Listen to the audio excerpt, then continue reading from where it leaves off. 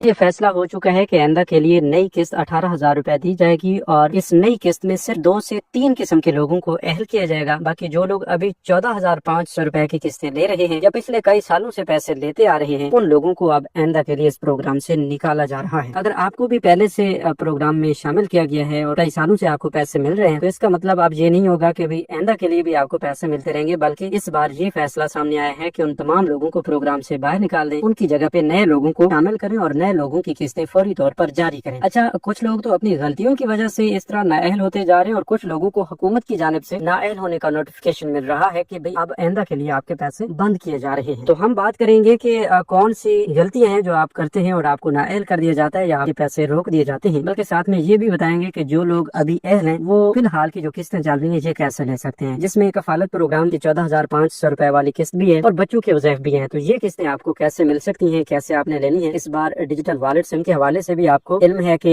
Wallet سمیں مل رہی ہیں، ڈیجیٹل والٹس اوپن کیے جا رہے ہیں اور اکاؤنٹ بننے کے بعد ہی آپ کو قسط مل رہی ہے۔ تو جن لوگوں کے پاس سمیں ہیں وہ کیسے اپنے پیسے لیں گے، جن لوگوں کے پاس سمیں نہیں ہیں ان لوگوں کو یہ قسط کیسے ملے گی؟ اسی طرح کیا یہ بھی کوئی طریقہ کار ہے کہ آپ سم بھی نہ لیں اور اپنی قسط وصول کر لیں؟ یا ایسے بھی ہو سکتا ہے کہ جو لوگ ابھی تک اہل ہیں اور اپنی والٹ سمیں بھی لے چکے ہیں تو ان کے بھی اچانک سے پیسے بند ہو جائیں؟ کیونکہ ابھی بھی کافی سارے لوگ یہ سمجھ رہے ہیں کہ ہم اہل بھی ہیں اور یہ جو ہمیں سم مل چکی ہے بس اس سے ہم پرماننٹ اہل ہو چکے ہیں، اب ہمیں نااہل ہونے کی کوئی فکر نہیں پڑے گی۔ لیکن ہم آپ کو بتا رہے ہیں کہ ایسا نہیں ہے، آپ کو سم لینے کے بعد بھی نااہل کیا جا سکتا ہے۔ مطلب ابھی آپ نے سم لی تو ہو سکتا ہے آنے والی قسط تک آپ کو نااہل کر دیا جائے، لیکن جو لوگ اس طرح نااہل ہوتے ہیں وہ خود اپنی چھوٹی چھوٹی غلطیوں کی وجہ سے نااہل کیے جاتے ہیں۔ تو آئیے اس حوالے سے کافی اہم ترین اپڈیٹس آئی ہیں، ان کی مکمل تفصیل آپ کے ساتھ شیئر کرتے ہیں، آپ کو بتاتے ہیں تاکہ آپ بھی آئندہ کے لیے ان غلطیوں سے تھوڑا بچ کے رہیں اور خود کو پروگرام سے مستفید کرتے رہیں۔ تو سب سے پہلے آپ کو یہ بتا دیتے ہیں کہ سم لینے کے بعد یا ابھی تک اہل ہونے کے باوجود آپ کو بن بتائے نااہل کیوں کیا جاتا ہے؟ دیکھیں، کچھ لوگوں کا کچھ سین اس طرح ہے کہ وہ ابھی تک پیسے لے رہے تھے، ان کی سمیں بھی جاری کی گئی ہیں، لیکن ان کے سروے کی جو ایکسپائری ڈیٹ ہے وہ اب جولائی میں ہوگی، اگست میں ہوگی، ستمبر میں ہوگی یا آنے والے کسی بھی مہینے میں ہوگی۔ کچھ مہینوں کے اندر ان کا پہلے والا سروے جو ہے وہ ایکسپائر ہو جائے گا اور انہیں نئے سروے کے حوالے سے نوٹیفیکیشن بھی ملے گا، اسٹیٹس بھی اپڈیٹ کیے جائیں گے کہ آپ جلد از جلد اپنا دوبارہ سروے کروائیں ورنہ آپ کے پیسے بند ہو جائیں گے۔ ٹھیک ہے، تو اس سے ہم یہی مراد لیتے ہیں کہ اگلی قسط ستمبر کے آخر میں جاری کی جائے گی اور ستمبر سے پہلے اس قسط سے پہلے آپ کا سروے ختم ہو جاتا ہے اور اس سروے ختم ہونے سے بھی پہلے آپ سم بھی لے چکے ہیں، اپنی پہلے والی قسطیں بھی لے چکے ہیں۔ تو جب آپ کی یہ تاریخ آئے گی اس پہ آپ غفلت کا شکار رہیں گے، اپنی ری سرٹیفکیشن نہیں کروائیں گے، تو اس آنے والی قسط تک آپ کو نااہل کر دیا جائے گا اور آپ اس قسط سے بھی محروم رہ جائیں گے اور آئندہ کے لیے بھی آپ کو اس وقت تک نااہل رکھا جائے گا جب تک آپ نیا سروے نہیں کروا لیتے، جب تک آپ دوبارہ اہل نہیں ہو پاتے۔ تو اس لیے ہمیشہ میں آپ تمام لوگوں سے یہی گزارش کرتا ہوں کہ آپ 8171 ویب پورٹل سے بھی اپڈیٹ لیا کریں، وہاں پر بھی آپ کو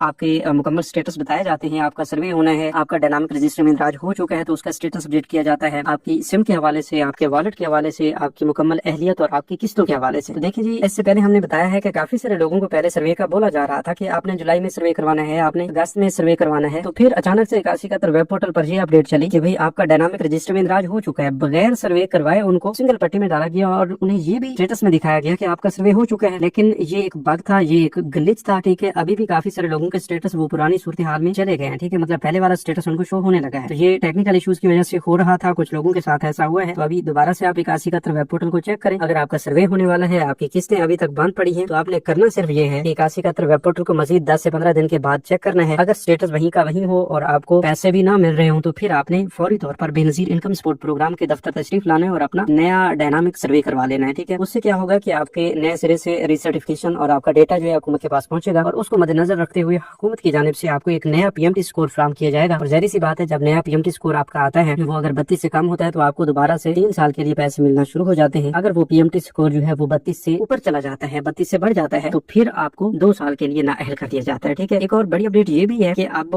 35 PMT اسکور تک، 37 PMT اسکور تک بھی کچھ گھرانے اہل ہو رہے ہیں، لیکن وہ ایسے گھرانے ہیں جن کے گھرانوں میں کوئی معذور شخص ہے یا جو لوگ بہت زیادہ حقدار ہیں، بیواؤں کے لیے بھی، اور خصوصاً اب حکومت کی جانب سے ویسے بھی 20 لاکھ کے قریب نئے خاندانوں کو اس پروگرام میں شامل کرنے کا عندیہ دیا گیا ہے۔ تو یہ بھی بتایا گیا ہے کہ وہ تمام غیر شادی شدہ خواتین جن کی عمر 35 سال سے اوپر چلی گئی ہے اور ابھی تک وہ شادی شدہ نہیں ہے، تو ان کو بھی اب حکومت کی جانب سے بے نظیر پروگرام کا حصہ بنایا جائے گا اور ان کو بھی باقی لوگوں کی طرح کفالت پروگرام کی قسط ملے گی۔ ظاہر سی بات ہے انہیں باقی دوسرے پروگراموں میں شامل نہیں کیا جائے گا، جیسا کہ بچوں کے تعلیمی وظائف ہوتے ہیں، صرف اور صرف انہیں کفالت پروگرام کی پیمنٹس ملا کریں گی، جو کہ اب 14,500 روپے سے بڑھ کر 18,000 روپے ہونے جا رہی ہیں، کیونکہ BISP چیئرپرسن ربینہ خالد کی جانب سے ایک انٹرویو کے دوران بتایا گیا کہ اب یہ جو ستمبر والی قسط ہے وہ ہم 18,000 روپے کر دیں گے۔ ٹھیک ہے، تو اس 18,000 روپے کی قسط تک جاتے गुजरते जाते काफी सारे लोगों को आप देखेंगे कि वो सिम लेने के बावजूद भी नाअहल होंगे, क्योंकि हम आपको बता चुके हैं कि वो एक छोटी सी गलती करेंगे कि उन्होंने फलां तारीख पे सर्वे करवाना था और वो उस मुकर्रर तारीख के बाद कोई सर्वे नहीं करवाते तो उनको नाअहल कर दिया जाएगा। ये छोटी सी गलती अगर आप भी समझ गए और इसको आपने थोड़ा सीरियस लिया और इस पर अमल दरामद की और अपना सर्वे वक्त पे करवा लिया, तो मैं गारंटी के साथ कहता हूँ कि आपको परेशानी नहीं आएगी, आपके पैसे एक लम्हे के लिए बंद नहीं होंगे और आपको आइंदा के लिए भी पैसे मिलते रहेंगे, बशर्ते ये कि आप हकदार हैं। ठीक है, बाकी कुछ लोग डरते हैं कि डायनामिक सर्वे करवाने से नाअहल